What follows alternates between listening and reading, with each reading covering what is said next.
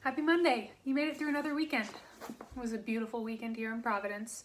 Got a little bit of sun, and I hope that you did too. Get some endorphins in your life. Okay, so we are like 3/4 of the way through Harry Potter and the Prisoner of Azkaban. We're gonna finish it this week, definitely. And it's getting to the good part. I mean, it's all good part, in my opinion. But we're getting into the action. So, I left off in the middle of the Quidditch final chapter, page 299, at the very bottom of the page. So, let's start reading. The Easter holidays were not exactly relaxing. The third years had never had so much homework. Neville Longbottom seemed close to a nervous collapse, and he wasn't the only one. "Call this a holiday?" Seamus Finnegan roared in the common room one afternoon. "The exams are ages away. What are they playing at?" But nobody had as much to do as Hermione. Even without divination, she was taking more subjects than anybody else. She was usually last to leave the common room at night, first to arrive at the library the next morning. She had shadows like lupins under her eyes, and seemed constantly close to tears. Ron had taken over responsibility for Buckbeak's appeal. When he wasn't doing his own work, he was poring over enormously thick volumes with names like The Handbook of Hippogriff Psychology and Foul or Foul, a study of hippogriff brutality. He was so absorbed he even forgot to be horrible to Crookshanks. Harry, meanwhile, had to fit in his homework around Quidditch practice every day, not to mention endless discussions of tactics with Wood. The Gryffindor-Slytherin match would take place on the first Sunday after the Easter holidays. Slytherin was leading the tournament by exactly 200 points. This meant, as Wood constantly reminded his team, that they needed to win the match by more than that amount to win the cup. It also meant that the burden of winning fell largely on Harry, because capturing the snitch was worth 150 points. I'm realizing that I already read a couple of these pages. I must have put my bookmark in the wrong spot, but it's only 2 pages, so I'm going to keep going. "So you must catch it only if we're more than 50 points up," Wood told Harry constantly. "Only if we're more than 50 points up, Harry, or we win the match but lose the cup. You've got that, haven't you? You must catch the snitch only if we're—" "I know, Oliver!" Harry yelled. The whole of Gryffindor House was obsessed with the coming match.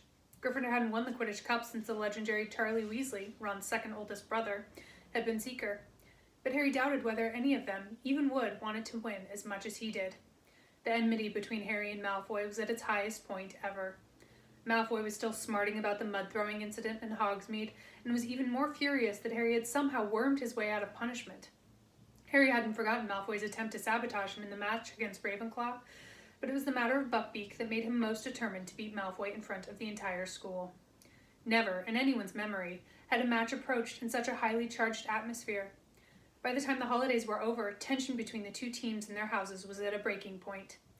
A number of small scuffles broke out in the corridors, culminating in a nasty incident in which a Gryffindor 4th year and a Slytherin 6th year ended up in the hospital wing with leaks sprouting out of their ears. Harry was having a particularly bad time of it. He couldn't walk to class without Slytherins sticking out their legs and trying to trip him up.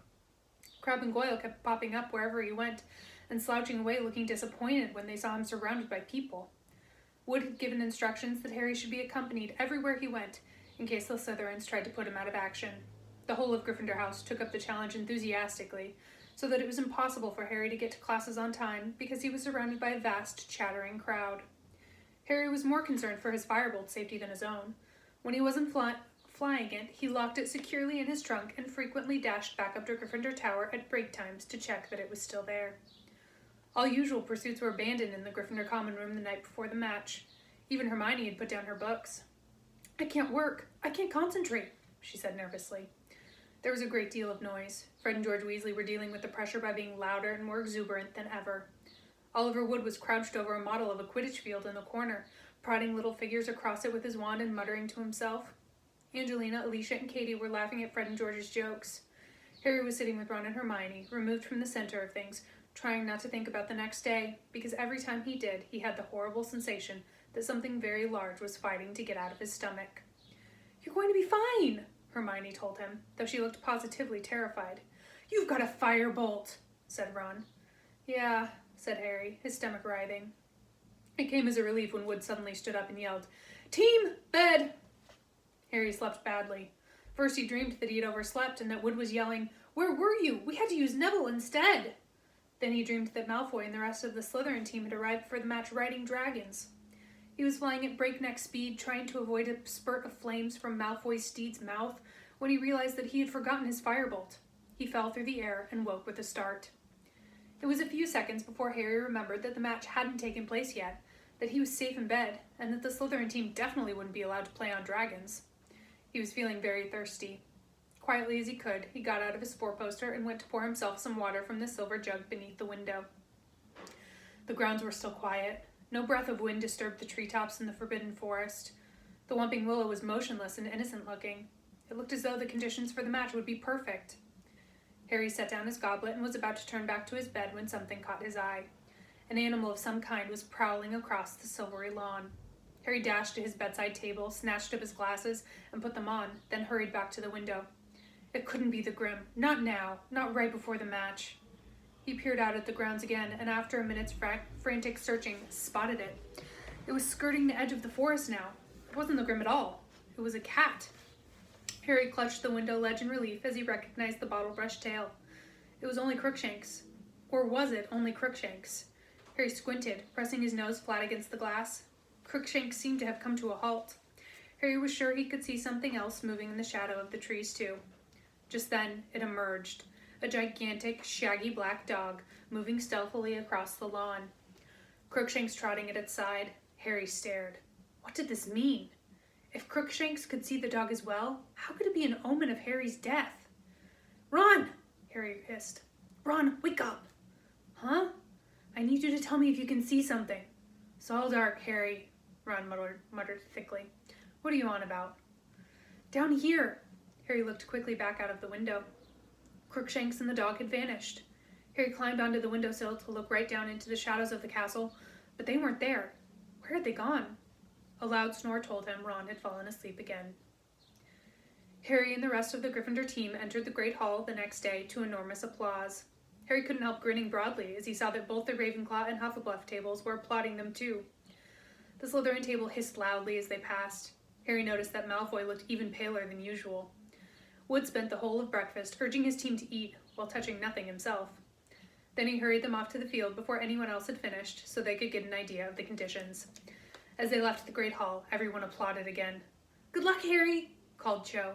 Harry felt himself blushing. "Okay, no wind to speak of. Sun's a bit bright, that could impair your vision, watch out for it. Ground's fairly hard, good, that'll give us a fast kickoff." Wood paced the field, staring around the team behind him. Finally, they saw the front doors of the castle open in the distance and the rest of the school spilling onto the lawn. "Locker rooms," said Wood tersely. None of them spoke as they changed into their scarlet robes. Harry wondered if they were feeling like he was, as though he'd eaten something extremely wriggly for breakfast. In what seemed like no time at all, Wood was saying, "Okay, it's time. Let's go." They walked out onto the field to a tidal wave of noise. 3/4 of the crowd was wearing scarlet rosettes, waving scarlet flags with the Gryffindor lion upon them, or brandishing banners with slogans like "Go Gryffindor" and "Lions for the Cup." Behind the Slytherin goalposts, however, 200 people were wearing green. The silver serpent of Slytherin glittered on their flags, and Professor Snape sat in the very front row, wearing green like everyone else, and a very grim smile. "And here are the Gryffindors," yelled Lee Jordan, who was acting as commentator as usual. "Potter, Bell, Johnson, Spinnet, Weasley, and Wood. Widely acknowledged as the best team Hogwarts has seen in a good few years." These comments were drowned by a tide of boos from the Slytherin end. "And here come the Slytherin team led by Captain Flint. He's made some changes in the lineup and seems to be going for size rather than skill." More boos from the Slytherin crowd. Harry, however, thought Lee had a point. Malfoy was easily the smallest person on the Slytherin team. The rest of them were enormous. "Captains, shake hands," said Madame Hooch. Flint and Wood approached each other and grasped each other's hand very tightly. It looked as though each was trying to break the other's fingers. "Mount your brooms," said Madame Hooch. 3, 2, 1. The sound of her whistle was lost in the roar from the crowd as 14 brooms rose into the air. Harry felt his hair fly back off his forehead. His nerves left him in the thrill of the flight. He glanced around, saw Malfoy on his tail, and sped off in search of the snitch. "And it's Gryffindor in possession. Alicia Spinnet of Gryffindor with the quaffle, heading straight for the Slytherin goalpost. Looking good, Alicia! Ah, no! Quaffle intercepted by Warrington. Warrington of Slytherin tearing up the field. Wham! Nice bludger work there by George Weasley. Warrington drops the quaffle. It's caught by Johnson. Gryffindor back in possession. Come on, Angelina. Nice swerve around Montague. Duck, Angelina, that's a bludger. She scores! 10-0 to Gryffindor. Angelina punched the air as she soared around the end of the field. The sea of scarlet below was screaming its delight. Ouch! Angelina was nearly thrown from her broom as Marcus Flint went smashing into her. Sorry, said Flint as the crowd below booed. Sorry, didn't see her. A moment later, Fred Weasley chucked his beater's club at the back of Flint's head. Flint's nose smashed into the handle of his broom and began to bleed. That will do, shrieked Madam Hooch, zooming between them. Penalty shot to Gryffindor for an unprovoked attack on their chaser. Penalty shot to Slytherin for deliberate damage to their chaser. Come off it, miss, howled Fred. But Madam Hooch blew her whistle and Alicia flew forward to take the penalty. Come on, Alicia, yelled Lee into the silence that had descended on the crowd. Yes, she's beaten the keeper. 20-0 to Gryffindor. Harry turned the firebolt sharply to watch Flint, still bleeding freely, fly forward to take the Slytherin penalty. Wood was hovering in front of the Gryffindor goalposts, his jaw clenched. Course, Wood's a superb keeper, Lee Jordan told the crowd as Flint waited for Madam Hooch's whistle. Superb, very difficult to pass, very difficult indeed. Yes, I don't believe it, he's saved it. Relieved, Harry zoomed away, gazing around for the snitch, but still making sure he caught every word of Lee's commentary. It was essential that he hold Malfoy off the snitch until Gryffindor was more than 50 points up. Gryffindor in possession? No. Slytherin in possession? No. Gryffindor back in possession, and it's Katie Bell. Katie Bell for Gryffindor with the quaffle. She's streaking up the field. That was deliberate! Montague, a Slytherin chaser, had swerved in front of Katie, and instead of seizing the quaffle, had grabbed her head. Katie cartwheeled in the air, managed to stay on her broom, but dropped the quaffle. Madam Hooch's whistle rang out again as she soared over to Montague and began shouting at him. A minute later, Katie had put another penalty past the Slytherin seeker. 30-0, take that, you dirty cheating. Jordan, if you can't commentate in an unbiased way. I'm telling it like it is, Professor. Harry felt a huge jolt of excitement. He'd seen the snitch. It was shimmering at the foot of one of the Gryffindor goalposts, but he mustn't catch it yet. And if Malfoy saw it, faking a look of sudden concentration, Harry pulled his firebolt around and sped off toward the Slytherin end. It worked. Malfoy went harrying after him, clearly thinking Harry had seen the snitch there. Whoosh! One of the bludgers came streaking past Harry's right ear, hit by the gigantic Slytherin beater, Derek. Then again, whoosh! The second bludger grazed Harry's elbow. The other beater, Bull, was closing in. Harry had a fleeting glimpse of Bull and Derek zooming toward him, clubs raised. He turned the firebolt upward at the last second, and Bull and Derek collided with a sickening crunch. Ha ha! Yelled Lee Jordan as the Slytherin beaters lurched away from each other, clutching their heads. Too bad, boys. You'll need to get up earlier than that to beat a firebolt. And it's Gryffindor in possession again as Johnson takes the quaffle. Flint alongside her. Poke him in the eye, Angelina. It was a joke, Professor. It was a joke. Oh no. Flint in possession. Flint flying toward the Gryffindor goalpost. Come on, Wood. Save! But Flint had scored. There was an eruption of cheers from the Slytherin end, and Lee swore so badly that Professor McGonagall tried to tug the magical megaphone away from him. Sorry, Professor, sorry. Won't happen again. So, Gryffindor in the lead, 30 points to 10, and Gryffindor in possession. It was turning into the dirtiest game Harry had ever played in. Enraged that Gryffindor had taken such an early lead, the Slytherins were rapidly resorting to any means to take the quaffle. Bull hit Alicia with his club and tried to say he thought she was a bludger. George Weasley elbowed Bull in the face in retaliation. Madam Hooch awarded both teams penalties, and Wood pulled off another spectacular save, making the score 40-10 to Gryffindor. The snitch had disappeared again. Malfoy was still keeping close to Harry as he soared over the match, looking around for it. Once Gryffindor was 50 points ahead, Katie scored 50-10. Fred and George Weasley were swooping around her, clubs raised in case any of the Slytherins were thinking of revenge. Bull and Derek took advantage of Fred and George's absence to aim both bludgers at Wood. They caught him in the stomach, one after the other, and he rolled over in the air, clutching his broom, completely winded. Madam Hooch was beside herself. You do not attack the keeper unless the quaffle is within the scoring area, she shrieked at Bull and Derek. Gryffindor penalty. And Angelina scored, 60-10. Moments later, Fred Weasley pelted a bludger at Warrington, knocking the quaffle out of his hands. Alicia seized it and put it through the Slytherin goal, 70-10. The Gryffindor crowd below was screaming itself hoarse. Gryffindor was 60 points in the lead, and if Harry caught the snitch now, the cup was theirs. Harry could almost feel hundreds of eyes following him as he soared around the field, high above the rest of the game, with Malfoy speeding along behind him. And then he saw it. The snitch was sparkling 20 feet above him. Harry put on a huge burst of speed. The wind was roaring in his ears. He stretched out his hand, but suddenly the firebolt was slowing down. Horrified, he looked around. Malfoy had thrown himself forward, grabbed hold of the firebolt's tail, and was pulling it back. You! Harry was angry enough to hit Malfoy, but couldn't reach. Malfoy was panting with the effort of holding onto the firebolt, but his eyes were sparkling maliciously. He'd achieved what he wanted to do. The snitch had disappeared again. Penalty! Penalty to Gryffindor! I've never seen such tactics, Madame Hooch screeched, shooting up to where Malfoy was sliding back onto his Nimbus 2001. You cheating scum! Lee Jordan was howling into the megaphone, dancing out of Professor McGonagall's reach. You filthy cheating, but Professor McGonagall didn't even bother to tell him off. She was actually shaking her finger in Malfoy's direction. Her hat had fallen off, and she too was shouting furiously. Alicia took Gryffindor's penalty, but she was so angry she missed by several feet. The Gryffindor team was losing concentration, and the Slytherins, delighted by Malfoy's foul on Harry, were being spurred on to greater heights. Slytherin in possession, Slytherin heading for the goal. Montague scores, Lee groaned, 70-20 to Gryffindor. Harry was now marking Malfoy so closely their knees kept hitting each other. Harry wasn't going to let Malfoy anywhere near the snitch. Get out of it, Potter! Malfoy yelled in frustration as he tried to turn and found Harry blocking him. Angelina Johnson gets the quaffle for Gryffindor. Come on, Angelina, come on! Harry looked around. Every single Slytherin player, apart from Malfoy, was streaking up the pitch toward Angelina, including the Slytherin keeper. They were all going to block her. Harry wheeled the firebolt around, bent so low he was lying flat along the handle, and kicked it forward. Like a bullet, he shot toward the Slytherins. Arr! They scattered as the firebolt zoomed toward them. Angelina's way was clear. She scores! She scores! Gryffindor leads by 80 points to 20. Harry, who'd almost pelted headlong into the stands, skidded to a halt in midair, reversed, and zoomed back into the middle of the field. And then he saw something to make his heart stand still. Malfoy was diving, a look of triumph on his face. There, a few feet above the grass below, was a tiny golden glimmer. Harry urged the firebolt downward, but Malfoy was miles ahead. Go, go, go! Harry urged his broom. He was gaining on Malfoy. Harry flattened himself to the broom handle as Bull sent a bludger at him.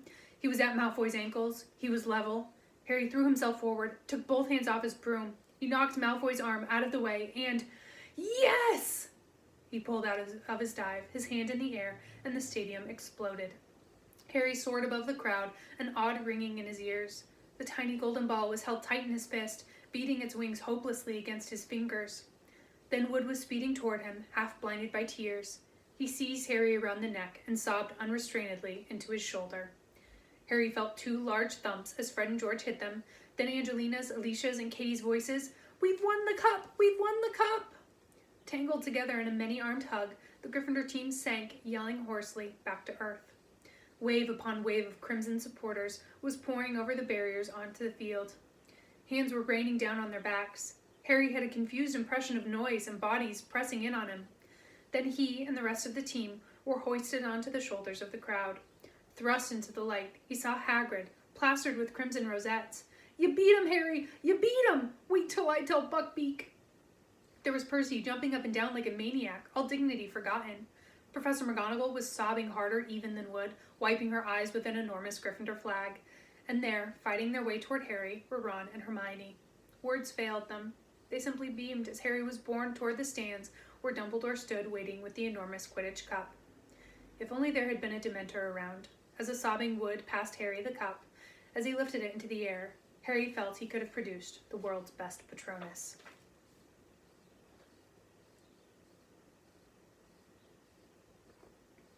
Chapter 16. Professor Trelawney's Prediction. Harry's euphoria at finally winning the Quidditch Cup lasted at least a week. Even the weather seemed to be celebrating. As June approached, the days became cloudless and sultry, and all anybody felt like doing was strolling onto the grounds and flopping down on the grass with several pints of iced pumpkin juice, perhaps playing a casual game of gobstones or watching the giant squid propel itself dreamily across the surface of the lake. But they couldn't. Exams were nearly upon them, and instead of lazing around outside, the students were forced to remain inside the castle, trying to bully their brains into concentrating while enticing wafts of summer air drifted in through the windows. Even Fred and George Weasley had been spotted working. They were about to take their OWLs, ordinary wizarding levels. Percy was getting ready to take his NEWTs, nastily exhausting wizarding tests. the highest qualification Hogwarts offered. As Percy hoped to enter the Ministry of Magic, he needed top grades. He was becoming increasingly edgy and gave very severe punishments to anybody who disturbed the quiet of the common room in the evenings. In fact, the only person who seemed more anxious than Percy was Hermione. Harry and Ron had given up asking her how she was managing to attend several classes at once, but they couldn't restrain themselves when they saw the exam schedule she had drawn up for herself. The first column read, Monday, 9 o'clock, arithmancy, 9 o'clock, transfiguration, lunch, 1 o'clock, charms, 1 o'clock, ancient runes.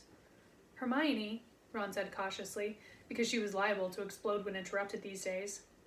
Are you sure you've copied down these times right? What? Snapped Hermione, picking up the exam schedule and examining it. Yes, of course I have. Is there any point asking how you're going to sit for 2 exams at once? Said Harry. No, said Hermione shortly. Have either of you seen my copy of Numerology and Grammatica? Oh yeah, I borrowed it for a bit of bedtime reading, said Ron, but very quietly. Hermione started shifting heaps of parchment around on her table, looking for the book. Just then, there was a rustle at the window and Hedwig fluttered through it, a note clutched tight in her beak. It's from Hagrid, said Harry, ripping the note open. Buckbeak's appeal, it's set for the 6th.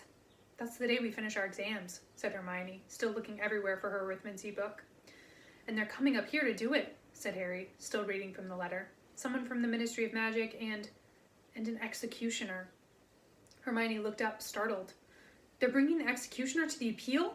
But that sounds as though they've already decided. Yeah, it does, said Harry slowly. They can't, Ron howled. I've spent ages reading up on stuff for him. They just can't ignore it all. But Harry had a horrible feeling that the Committee for the Disposal of Dangerous Creatures had had its mind made up for it by Mr. Malfoy. Draco, who'd been noticeably subdued since Gryffindor's triumph in the Quidditch final, seemed to regain some of his old swagger over the next few days. From sneering comments Harry overheard, Malfoy was certain Buckbeak was going to be killed, and seemed thoroughly pleased with himself for bringing it about. It was all Harry could do to stop himself imitating Hermione and hitting Malfoy in the face on these occasions. And the worst thing of all was that they had no time or opportunity to go and see Hagrid, because the strict new security measures had not been lifted, and Harry didn't dare retrieve his invisibility cloak from below the one-eyed witch. Exam week began, and an unnatural hush fell over the castle. The third years emerged from Transfiguration at lunchtime on Monday, limp and ashen-faced, comparing results and bemoaning the difficulty of the tasks they had been set, which had included turning a teapot into a tortoise. Hermione irritated the rest by fussing about how her tortoise had looked more like a turtle, which was the least of anyone else's worries. Mine still had a spout for a tail. What a nightmare. Were the tortoises supposed to breathe steam? It still had a willow-patterned shell. Do you think that'll count against me? Then, after a hasty lunch, it was straight back upstairs for the charms exam. Hermione had been right. Professor Flitwick did indeed test them on cheering charms. Harry slightly overdid his out of nerves, and Ron, who was partnering him, ended up in fits of hysterical laughter and had to be led away to a quiet room for an hour before he was ready to perform the charm himself. After dinner, the students hurried back to their common rooms, not to relax, but to start studying for Care of Magical Creatures, potions, and astronomy. Hagrid presided over the Care of Magical Creatures exam the following morning with a very preoccupied air indeed. His heart didn't seem to be in it at all. He provided a large tub of fresh flobberworms for the class and told them that to pass the test, their flobberworms had to still be alive at the end of 1 hour. As flobberworms flourished best if left to their own devices, it was the easiest exam any of them had ever taken, and also gave Harry, Ron, and Hermione plenty of opportunity to speak to Hagrid. Beaky's getting a bit depressed, Hagrid told them, bending low on the pretense of checking that Harry's flobberworm was still alive. Been cooped up too long. Still, we'll know day after tomorrow, one way or another. They had potions that afternoon, which was an unqualified disaster. Try as Harry might, he couldn't get his confusing concoction to thicken, and Snape, standing watch with an air of vindictive pleasure, scribbled something that looked suspiciously like a 0 onto his notes before moving away. Then came astronomy at midnight, up on the tallest tower, History of Magic on Wednesday morning, in which Harry scribbled everything Florian Fortescue had ever told him about medieval witch hunts, while wishing he could have had one of Fortescue's Choco Nut Sundays with him in the stifling classroom. Wednesday's afternoon meant herbology in the greenhouses under a baking hot sun, then back to the common room once more, with sunburnt necks, thinking longingly of this time next day, when it would all be over. Their second-to-last exam, on Thursday morning, was Defense Against the Dark Arts. Professor Lupin had compiled the most unusual exam any of them had ever taken, a sort of obstacle course outside in the sun, where they had to wade across a deep paddling pool containing a grindelow, cross a series of potholes full of redcaps, squish their way across a patch of marsh while ignoring misleading directions from a hinky bunk, then climb into an old trunk and battle with a new boggart. "Excellent, Harry," Lupin muttered as Harry climbed out of the trunk, grinning. "Full marks." Flushed with his success, Harry hung around to watch Ron and Hermione. Ron did very well until he reached the hinky punk, which successfully confused him into sinking waist-high into the quagmire. Hermione did everything perfectly until she reached the trunk with the boggart in it. After about a minute inside it, she burst out again, screaming. "Hermione," said Lupin, startled. "What's the matter?" Professor McGonagall," Hermione gasped, pointing into the trunk. She said I'd failed everything." It took a little while to calm Hermione down. When at last she had regained a grip on herself, she, Harry, and Ron went back to the castle. Ron was still slightly inclined to laugh at Hermione's boggart, but an argument was averted by the sight that met them at the top of the steps. Cornelius Fudge, sweating slightly in his pinstriped cloak, was standing there staring out at the grounds. He started at the sight of Harry. "Hello there, Harry," he said. "Just had an exam, I expect. Nearly finished?" "Yeah," said Harry. Hermione and Ron, not being on speaking terms with the Minister of Magic, hovered awkwardly in the background. "Lovely day," said Fudge, casting an eye over the lake. Pity. He sighed deeply and looked down at Harry. "I'm here on an unpleasant mission, Harry. The Committee of the Disposal of Dangerous Creatures required a witness to the execution of a mad hippogriff. As I needed to visit Hogwarts to check on the Black situation, I was asked to step in." "Does that mean the appeal's already happened?" Ron interrupted, stepping forward. No, it's scheduled for this afternoon," said Fudge, looking curiously at Ron. "Then you might not have to witness an execution at all," said Ron stoutly. "The hippogriff might get off." Before Fudge could answer, 2 wizards came through the castle doors behind him. One was so ancient he appeared to be withering before their very eyes. The other was tall and strapping, with a thin, black mustache. Harry gathered that they were representatives of the Committee for the Disposal of Dangerous Creatures, because the very old wizard squinted toward Hagrid's cabin and said in a feeble voice, Dear, I'm getting too old for this. 2 o'clock, isn't it, Fudge?" The black-mustached man was fingering something in his belt. Harry looked and saw that he was running one broad thumb along the blade of a shining axe. Ron opened his mouth to say something, but Hermione nudged him hard in the ribs and jerked her head toward the entrance hall. "Why'd you stop me?" said Ron angrily as they entered the great hall for lunch. "Did you see them? They've even got the axe ready. This isn't justice." "Ron, your dad works for the ministry. You can't go saying things like that to his boss," said Hermione, but she too looked very upset. "As long as Hagrid keeps his head this time and argues his case properly, they can't possibly execute Buckbeak." But Harry could tell Hermione didn't really believe what she was saying. All around them, people were talking excitedly as they ate their lunch, happily anticipating the end of exams that afternoon. But Harry, Ron, and Hermione, lost in worry about Hagrid and Buckbeak, didn't join in. Harry's and Ron's last exam was divination, Hermione's Muggle studies. They walked up the marble staircase together. Hermione left them on the 1st floor, and Harry and Ron proceeded all the way up to the 7th, where many of their class were sitting on the spiral staircase to Professor Trelawney's classroom, trying to cram in a bit of last-minute studying. "She's seeing us all separately," Neville informed them as they went to sit down next to him. He had his copy of Unfogging the Future open in his lap, at the pages devoted to crystal gazing. "Have either of you ever seen anything in a crystal ball?" he asked them unhappily. "Nope," said Ron in an offhand voice. He kept checking his watch. Harry knew that he was counting down the time until Buckbeak's appeal started. The line of people outside the classroom shortened very slowly. As each person climbed back down the silver ladder, the rest of the class hissed, "What did she ask? Was it okay?" But they all refused to say. "She says the crystal balls told her that if I tell you, I'll have a horrible accident," squeaked Neville as he clambered back down the ladder toward Harry and Ron, who had now reached the landing. "That's convenient," snorted Ron. "I'm starting to think Hermione was right about her." He jabbed his thumb toward the trapdoor overhead. "She's a right old fraud." "Yeah," said Harry, looking at his own watch. It was now 2 o'clock. "Wish she'd hurry up." Parvati came back down the ladder glowing with pride. "She says I've got all of the makings of a true seer," she informed Harry and Ron. "I saw loads of stuff. Well, good luck." She hurried off down the spiral staircase toward Lavender. "Ronald Weasley," said the familiar misty voice from over their heads. Ron grimaced at Harry and climbed the silver ladder out of sight. Harry was now the only person left to be tested. He settled himself on the floor with his back against the wall, listening to a fly buzzing in the sunny window, his mind across the grounds with Hagrid. Finally, after about 20 minutes, Ron's large feet reappeared on the ladder. "How'd it go?" Harry asked him, standing up.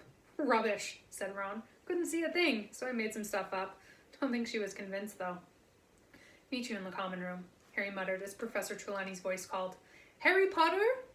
The tower room was hotter than ever before.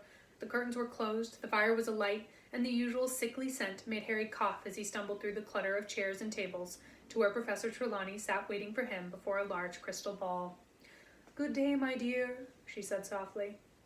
"If you'd kindly gaze into the orb, take your time now, then tell me what you see within it." Harry bent over the crystal ball and stared as hard as he could, willing it to show him something other than swirling white fog, but nothing happened. "Well," Professor Trelawney prompted delicately, "what do you see?" The heat was overpowering, and his nostrils were stinging with the perfumed smoke wafting from the fire beside them. He thought of what Ron had just said, and decided to pretend. Said Harry, "a dark shape. What does it resemble?" whispered Professor Trelawney. "Think now." Harry cast his mind around, and it landed on Buckbeak. "A hippogriff," he said firmly. "Indeed," whispered Professor Trelawney, scribbling keenly on the parchment perched on her knees. "My boy, you may well be seeing the outcome of poor Hagrid's trouble with the Ministry of Magic. Look closer. Does the hippogriff appear to have its head?" "Yes," said Harry firmly. "Are you sure?" Professor Trelawney urged him. "Are you quite sure, dear? You don't see it writhing on the ground, perhaps, and a shadowy figure raising an axe behind it?" "No," said Harry, starting to feel slightly sick. "No blood? No weeping Hagrid?" "No," said Harry again, wanting more than ever to leave the room in the heat. "It looks fine. It's flying away." Professor Trelawney sighed. "Well, dear, I think we'll leave it there. A little disappointing, but I'm sure you did your best." Relieved, Harry got up, picked up his bag, and turned to go, but then a loud, harsh voice spoke behind him. "It will happen tonight." Harry wheeled around. Professor Trelawney had gone rigid in her armchair. Her eyes were unfocused and her mouth sagging. Sorry?" said Harry. But Professor Trelawney didn't seem to hear him. Her eyes started to roll. Harry sat there in a panic. She looked as though she was about to have some sort of seizure. He hesitated, thinking of running to the hospital wing, and then Professor Trelawney spoke again, in the same harsh voice, quite unlike her own. "The Dark Lord lies alone and friendless, abandoned by his followers. His servant has been chained these 12 years.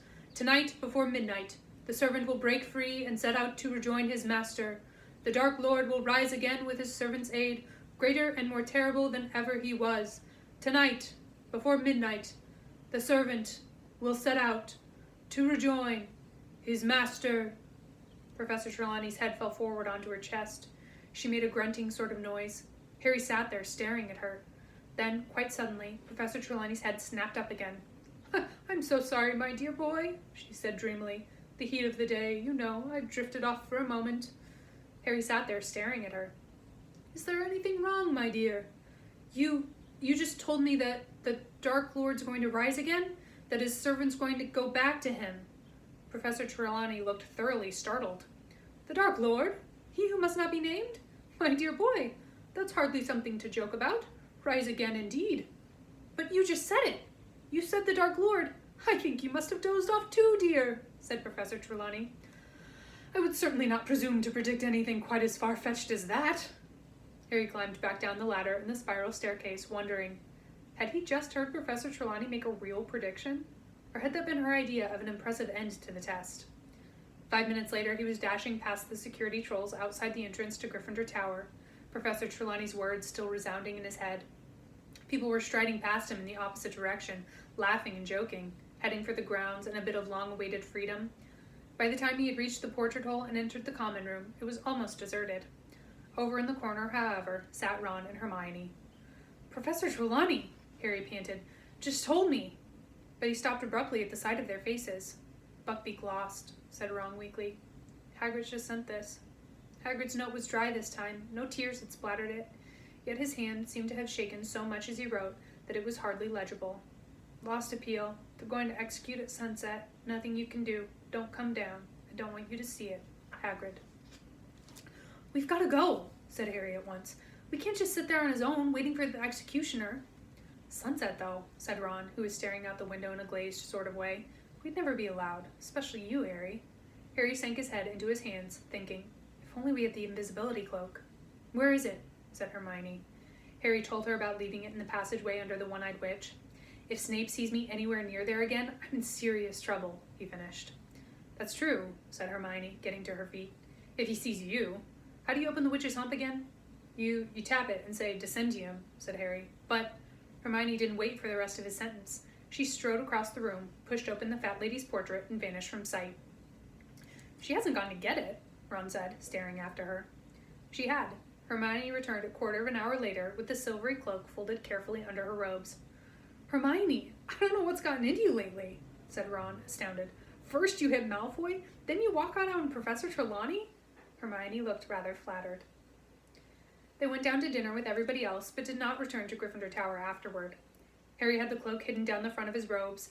He'd kept his arms folded to hide the lump. They skulked in an empty chamber off the entrance hall, listening until they were sure it was deserted. They heard a last pair of people hurrying across the hall and a door slamming. Hermione poked her head around the door. Okay, she whispered. No one there. Cloak on. Walking very closely together so that nobody would see them, they crossed the hall on tiptoe beneath the cloak, then walked down the stone front steps into the grounds. The sun was already sinking behind the forbidden forest, gilding the top branches of the trees. They reached Hagrid's cabin and knocked. He was a minute in answering, and when he did, he looked all around for his visitor, pale-faced and trembling.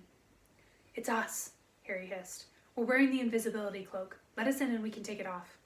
You shouldn't have come, Hagrid whispered, but he stood back and they stepped inside. Hagrid shut the door quickly and Harry pulled off the cloak. Hagrid was not crying, nor did he throw himself upon their necks.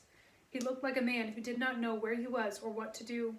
This helplessness was worse to watch than tears. Want some tea? He said. His great hands were shaking as he reached for the kettle. Where's Buckbeak, Hagrid? Said Hermione hesitantly. I took him outside, said Hagrid, spilling milk all over the table as he filled up the jug. He's tethered in me pumpkin patch. Thought he ought to see the trees and smell fresh air before... Hagrid's hand trembled so violently that the milk jug slipped from his grasp and shattered all over the floor. I'll do it, Hagrid, said Hermione quickly, hurrying over and starting to clean up the mess. There's another one in the cupboard, Hagrid said, sitting down and wiping his forehead on his sleeve. Harry glanced at Ron, who looked back hopelessly. Isn't there anything anyone can do, Hagrid? Harry asked fiercely, sitting down next to him. Dumbledore. He's tried, said Hagrid. He's got no power to overrule the committee. He told them Buckbeak's all right, but they're scared. You know what Lucius Malfoy's like. Threatened them, I expect. And their executioner, McNair. He's an old pal of Malfoy's. But it'll be quick and clean, and I'll be beside him. Hagrid swallowed. His eyes were darting all over the cabin as though looking for some shred of hope or comfort. Dumbledore's gonna come down while it happens. Wrote me this morning. Said he wants to be with me. Great man, Dumbledore. Hermione, who'd been rummaging in Hagrid's cupboard for another milk jug, let out a small, quickly stifled sob. She straightened up with the new jug in her hands, fighting back tears. We'll stay with you too, Hagrid, she began, but Hagrid shook his shaggy head. You're to go back up to the castle, I told you. I don't want you watching. And you shouldn't be down here anyway. If Fudge and Dumbledore catch you out without permission, Harry, you'll be in big trouble. Silent tears were now streaming down Hermione's face, but she hid them from Hagrid, bustling around making tea. Then, as she picked up the milk bottle to pour some into the jug, she let out a shriek. Ron! I don't believe it! It's Scabbers! Ron gaped at her. What are you talking about? Hermione carried the milk jug over to the table and turned it upside down.